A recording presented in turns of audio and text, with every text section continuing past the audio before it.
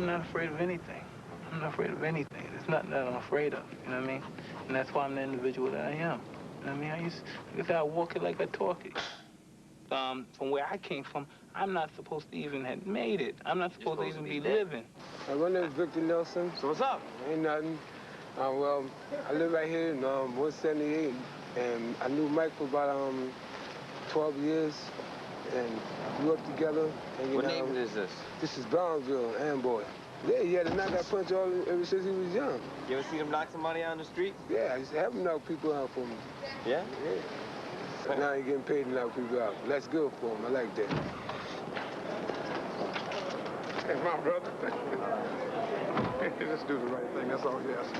How's Mike look? Mike looks excellent, man. He's in good shape, good frame of mind. If you don't stand for something, you don't live for nothing. So he's ready, right? He's been ready. Ready sharp. He knocked out 3 sparring partners all in one day. Couldn't hurt now. Oh, man. They changed him like, going in and out like a slot machine. What Joe Lewis said, you can run, but you can't hide.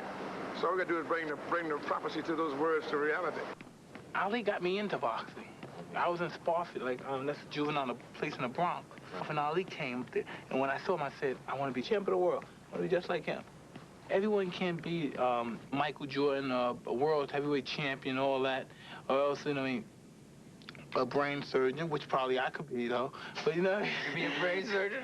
I could spike, man. Every ethnic group takes pride in their heroes. We have no heroes. Our heroes die. White heroes never die. They live infinitely. The John Waynes and the different things, but Marvin Gaye, one of the superheroes of our time, you don't hear about him, but Elvis Presley has earned more money in death than most niggas can earn in life. Mike Tyson is our hero. He's our knight in shining armor. When he strikes a blow, he strikes a blow for all those who are discriminated against, all those who are segregated against, all those who are the downtrodden, the underprivileged, and denied. He fights like a gladiator, like our white brothers can appreciate. This guy comes to fight. He comes naked with his shoes on. He's a gladiator. He signifies what he's about. I don't blame Holyfield and Buster Douglas for hating him, because I was taught to hate Don King when I was in the business. Everything's totally against us. We're 2 black guys from the ghetto and we're hustling, and they don't like what we're saying, you know what I mean? We're not like prejudiced, anti-white. We're just pro-black. I love white people. I love them like they love me. Here you have a young man named Mike Tyson, who has been a very credible champion, a credible challenger, and now is waiting his turn again. What they're trying to do is to get a groundswell of public opinion to avert and circumvent ever fighting Mike Tyson. They want him, number one, to either defect from me, because he's being represented by a black man, or number 2, they want him to get frustrated and exasperated so that he will self-destruct. They always change the rules when black folks come into success. Black success is unacceptable. They say, oh, things are getting so much better for you. In 1849, they was hitting blacks on the head 100 times a day. In 1990, they hit them 48 times a day. Isn't it better? Oh, it's got to be better. You've saved 52 blows. You got to understand that white America has an uncanny way of making the victim the victimizer. Excuse me, master, for putting my head in the way of your club. Not that your club is brutalizing my head and putting hickeys on it. My head got in the way of your free swing and broke your shiny stick, and I want to apologize for that. Cut this a minute. The way people portray me in the press, those guys, if they had the nerve, they'd be just like me. They're superstars, and regardless of their fields, they want to be able to say, the white man's kicking my ass, but they don't got the guts, The reason they don't got the guts because their minds have been suppressed, Like most fighters in general, when you think about the issue, they're whores to the system. They don't know. They have no concept of what's going on in the business. The only thing they know is put on gloves. Most fighters going to wind up broken, and that's something that's going to continue to happen as long as the game is here, because boxing is the only sport that's unorganized, You don't have to be a college professor, Guys, lawyers, get out of their field. They retire from their field, the law field, and come into boxing because they feel that's the easy way they can make a dollar, because they could pimp the fighters. You gotta speak up, Mike, so we hear you. Talking.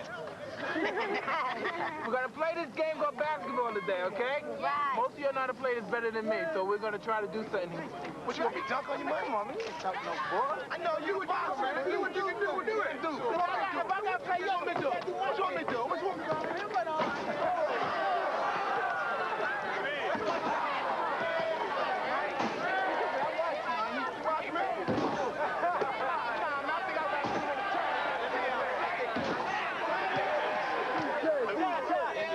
You make this shot, you can have Michael Jordan.